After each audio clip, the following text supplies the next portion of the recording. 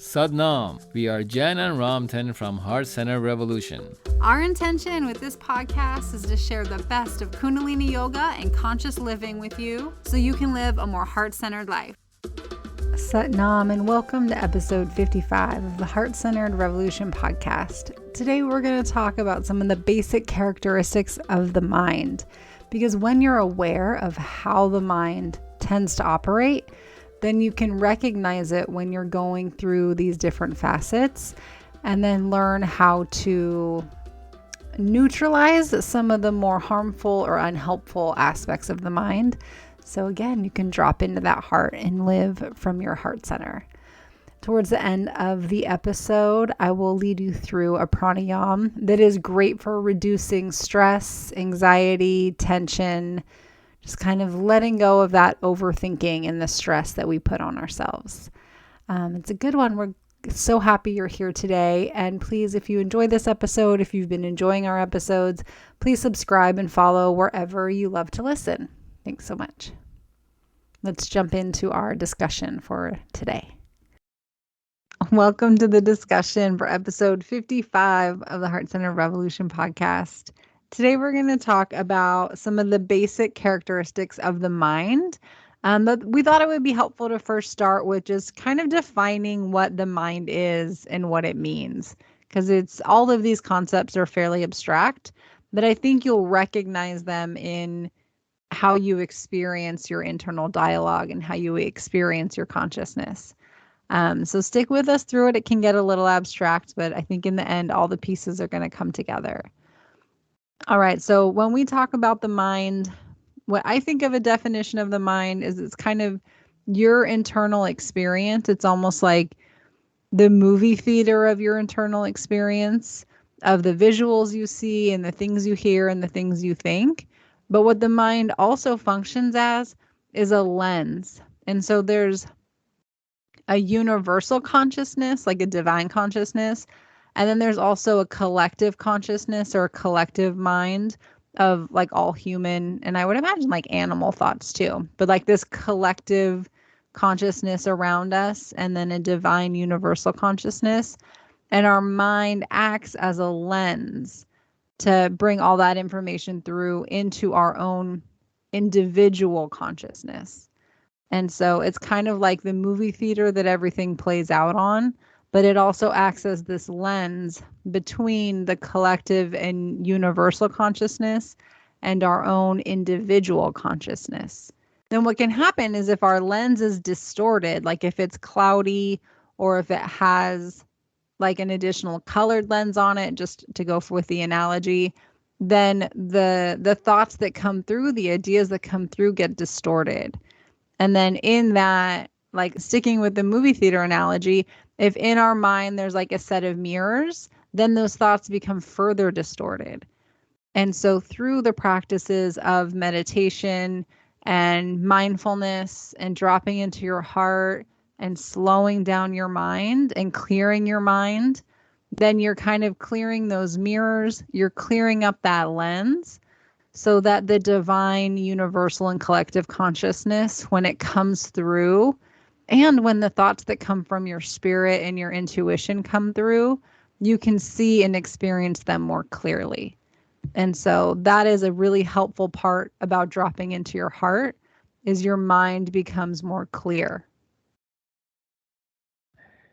Hello and Sadnam, everyone. Yes, the subject of the mind could be discussed in many different ways. It's just an amazing aspect of who we are as human beings.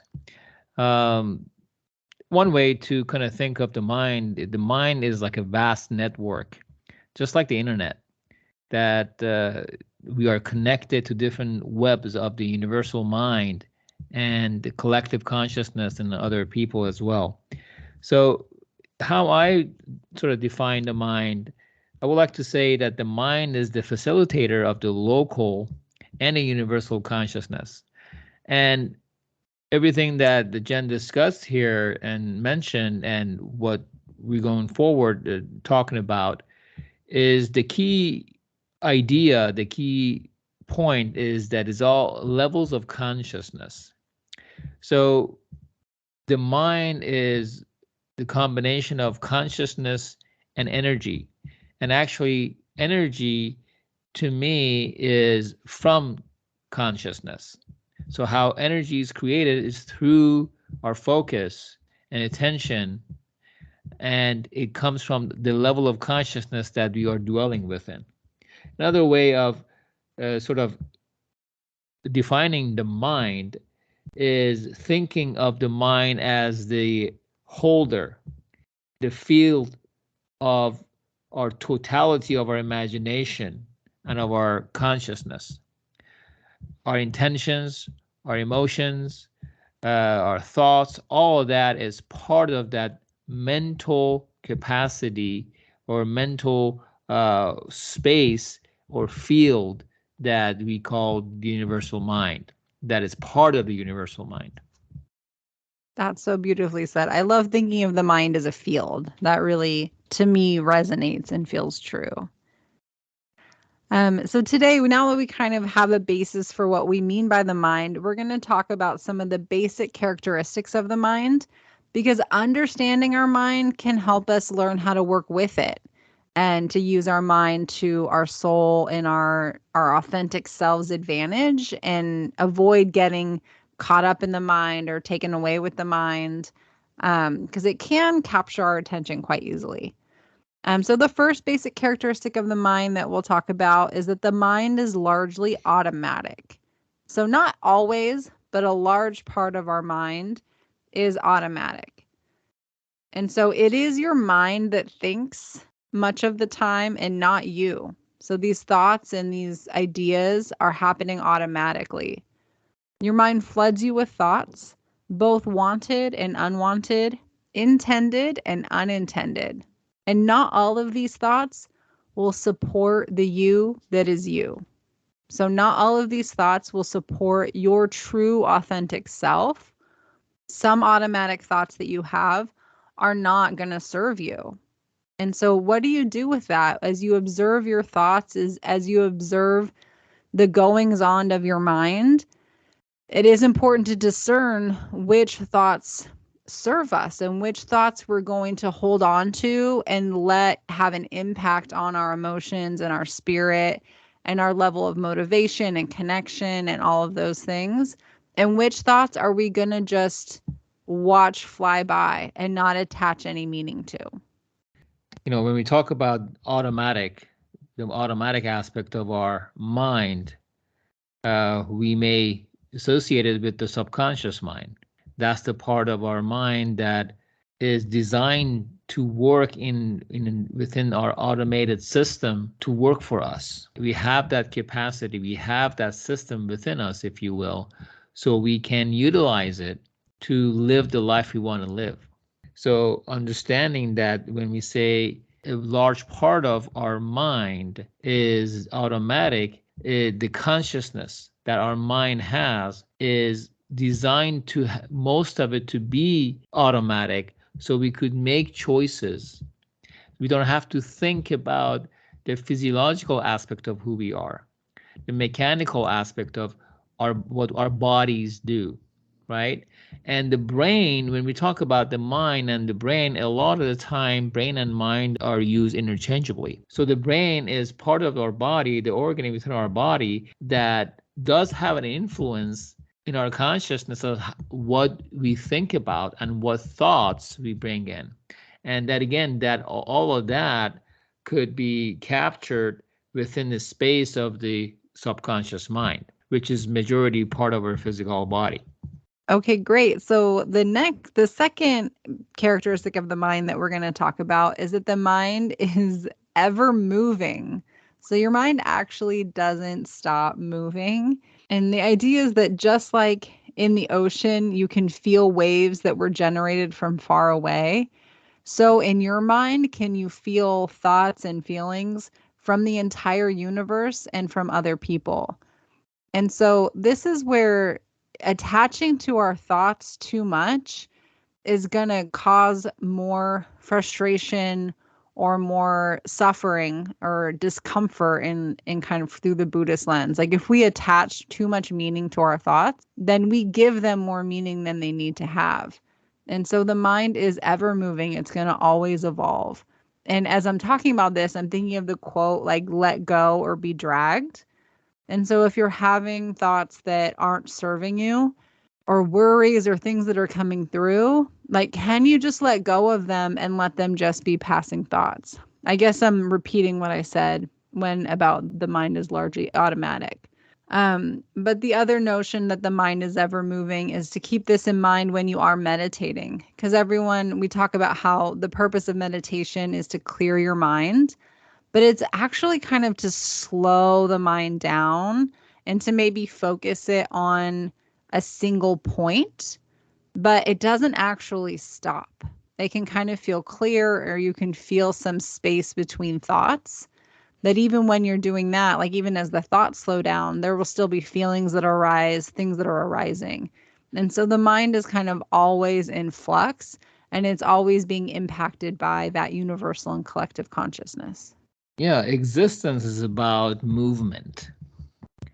When we talk about change, when we talk about transformation, when we talk about creation, when we talk about time, it's all about what we perceive as movement, right? So there's a flow of energy constantly running through us. That's how our bodies regenerate themselves. Everything about us is regenerating, recreating itself constantly. So this movement, again, is part of our consciousness, is part of what we call the universal mind.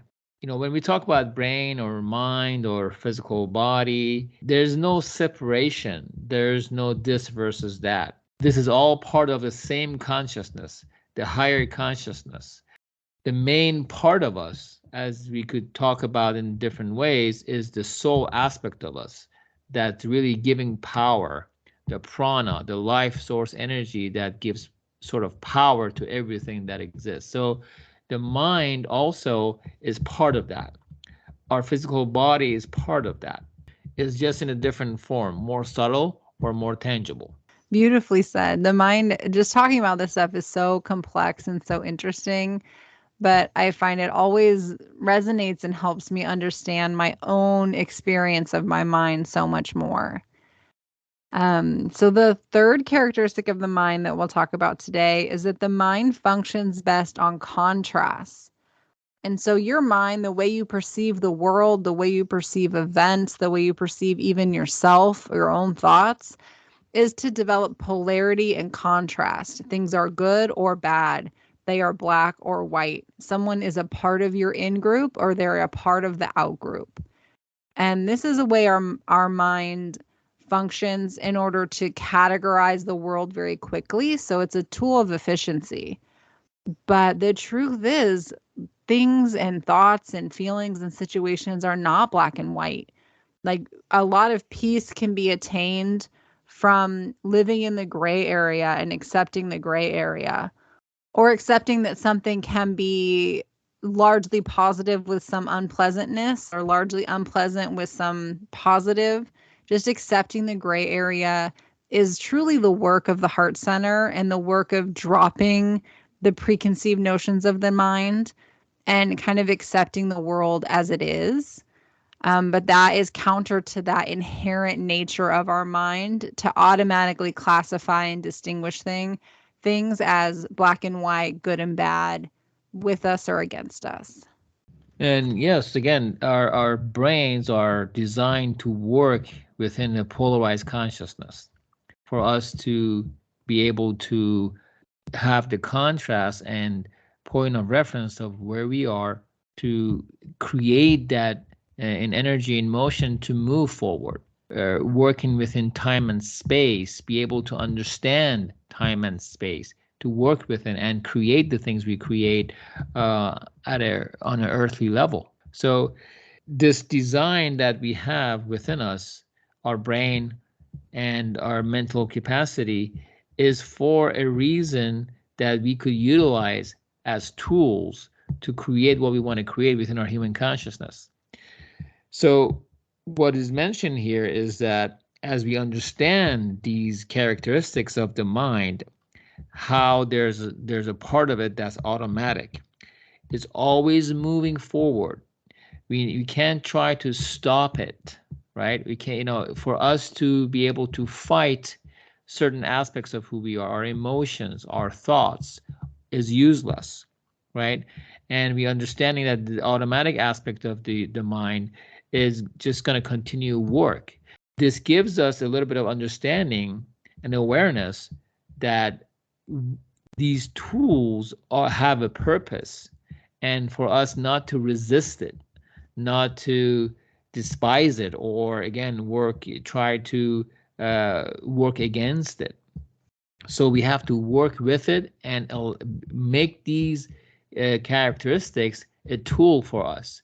And the best way to do that is to neutralize our mind.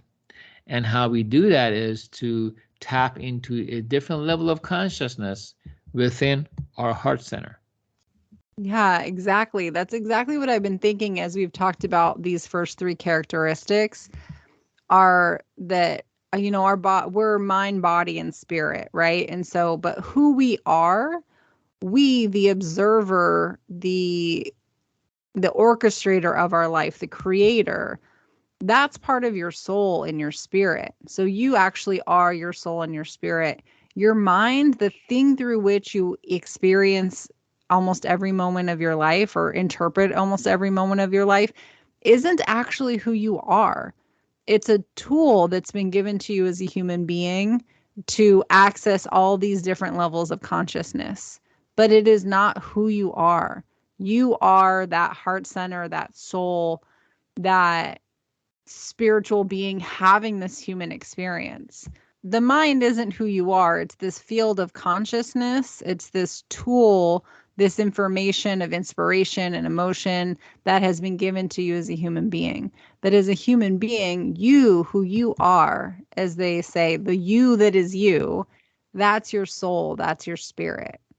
And so it's important to understand how our mind works so that we can neutralize it and live our life as much as possible from the seat of the soul and not from the sometimes chaotic, often polarizing, almost always automatic nature of the mind. Because our soul is not that way. Our soul is settled, our soul is peaceful, our soul can hold many different truths to be true at the same time. It's expansive. Our soul and our heart center really have this expansive quality that the mind just doesn't have the tools to be. So the point of this conversation is to help you get out of your limited mental state and to help you find a way to let go of any attachments that are part of that mental state, that are coming through your thoughts, whatever belief systems that have brought you the thoughts that you continuously thinking that are part of your subconscious mind, part of your consciousness, and to help you let go of some attachments that may not even be yours. So you'll be able to, free yourself from those thoughts and that are self-destructive.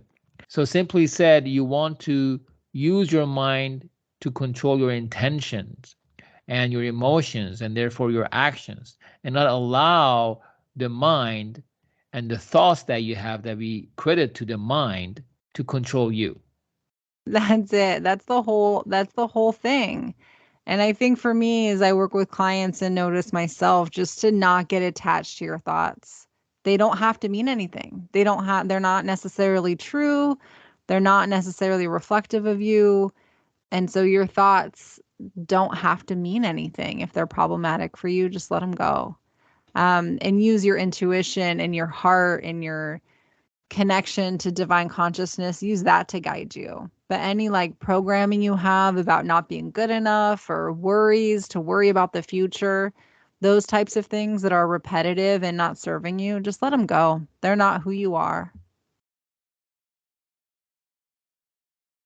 Exactly, because again, if those thoughts that are fed back to you, they originated through your consciousness, through your association with what you've created and identified in your within your consciousness with other people that comprise that are that complete your that create your imagination. So when we talk about imagination, we're talking about a level of consciousness that is very powerful and is real in an abstract level of consciousness that we cannot tangibly describe, touch, feel, hear sometimes, or even is with our physical eyes. But as we put ourselves in a state of uh, relaxation, so as we put ourselves in a state of relaxation, which is pretty much connecting to our heart center, then we open up to the frequencies of the mind and the mental energy that is floating, the universal within the universal mind, and we could receive whatever vision, whatever any sort of whatever vision or any form of energy that comes to us, auditory, visually, or kinesthetically, or visually, or kinesthetically. Is that what is it? Kinesthetically. Or any that comes to us visually or auditory or Kinesthetically? kinesthetically, that that connect with any form of energy that come to us visually, auditory, or kinesthetically, for us to process through our brain. So it's all part of our imagination. And And that experience you're describing is what it means to channel, to be in the zone, right? Like to just relax and to open your mind, and then you can channel pure consciousness, which is different than the repetitive automatic churnings of the mind that are kind of reflecting our own subconscious programming or that of the collective consciousness. and that's what we exactly, and that is exactly, and that is the higher consciousness. And that higher consciousness is also part of our imagination. And that's something I want to sort of address, is that as we connect to our higher consciousness, we also are part of, we still are within the level of consciousness that is part of our imagination. From that sense, we are truly creating our own world. We are the creator. We have that God-like capacity and ability to create what we want to create and connect to whatever deity, prophet, anything else, angels, anything else you connect from the spirit world is part of your own imagination. It's all the consciousness that you have gathered throughout your lifetime, past lives, and everything else. It's part of your imagination, which is amazing. Is part of who we are. That's the universal It's incredible. mind. It's such a miracle, like to be human, right? When It you is. really get into this stuff, it's just being a human being is miraculous. Exactly. So when we say imagination, we don't say, oh, it's just your imagination, meaning that that is just not real, or, is an illusion. Like, depending on how you define illusion, yes, it is all sort of an illusion, but it's part of your imagination. And this imagination is the mind of God. As human beings, we have this capacity we call the mind to connect with that level of consciousness, that imagination. We also have what the we but the true self we talk about here, the level of consciousness that's pure and directly connect the level of consciousness. However, the level of consciousness that is most pure within us as human beings, that connects us to the divine consciousness, that is the creator of this imagination that we dwell within, is through our heart. Mm. That's not polarized consciousness. That is not a polarized consciousness. You cannot be polarized and show kindness and appreciation at the same time. And that's just a drop of the ocean as we talk about kindness and appreciation of that divine consciousness that we connect to through our heart center as we and the emotion of love. Beautifully said. What a fun conversation that was. And it's always so interesting, as I said in the beginning, just to learn about how the mind works, because it can feel so real, and your thoughts can feel like they're reflective of facts or of reality. But oftentimes they're just a program we're running in our mind, or it's like one specific way of looking at a situation. It's not the most expansive way. We definitely have to tap into our heart and our spirit and our neutral mind in order to get that full, broader perspective. Okay, let's transition into our pranayam for today. Let's take a moment to sit up nice and tall. We're going to roll our shoulders up, back, and down. I invite you to close your eyes if it's safe to do so. You can bring your hands into your lap. You can fold them or put them palms down if you want a little more grounding. And let's just start by taking a couple of deep breaths. So inhaling deeply into the belly, ribs, and chest. Exhaling chest, ribs, and belly. Keeping this nice flow going. Your inhale starting at your tailbone, filling you up through your stomach, lungs, up to your shoulders. Exhaling, the shoulders come down, the ribs knit together and back. Navel back to spine, getting a complete exhale. So now we're going to pace our breath. We're going to inhale to the count of 5 and exhale to the count of 7.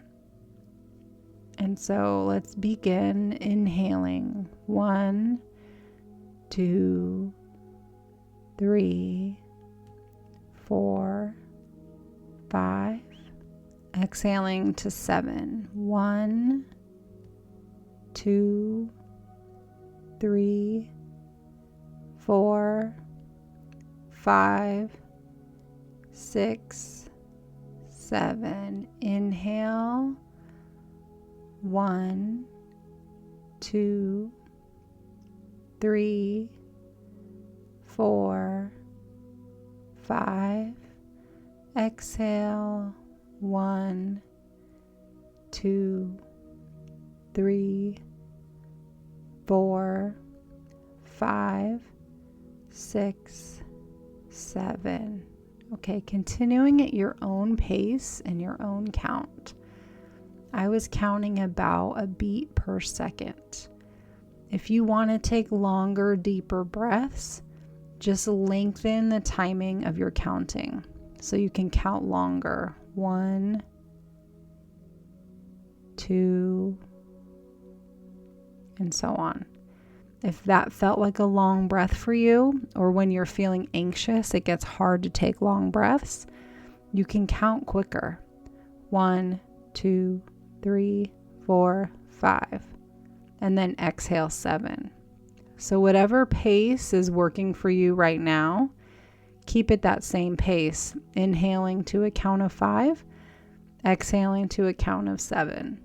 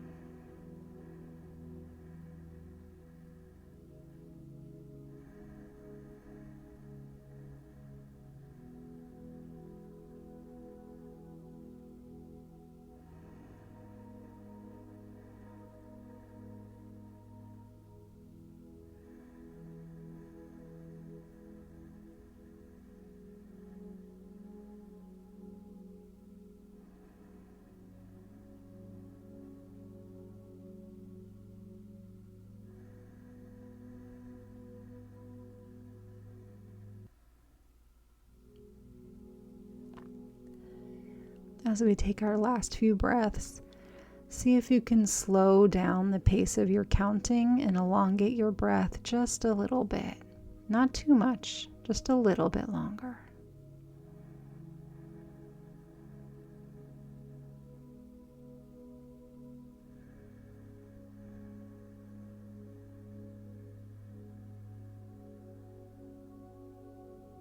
One more.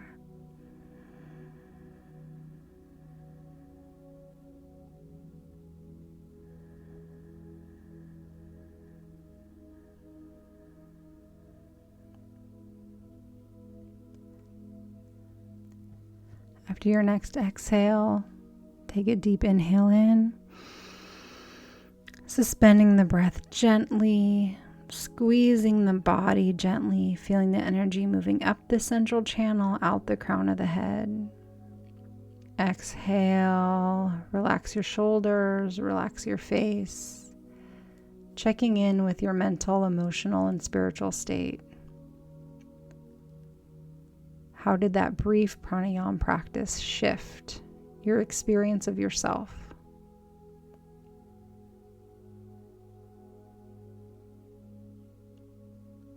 And just remember that this breathing pattern is always here for you. When you exhale longer than you inhale, it shifts the balance in your body. It shifts you out of anxiety, out of overwhelm, out of fight or flight. So keep this breath in mind. And remember that if you're struggling for a longer breath, you can change the pacing of your counting. You just want the exhale longer than the inhale. It's okay if in the beginning it's a fast breath. Like I said, especially if we're anxious or feeling constricted in our body, those deep breaths can get hard to take. All right, go ahead and blink open your eyes.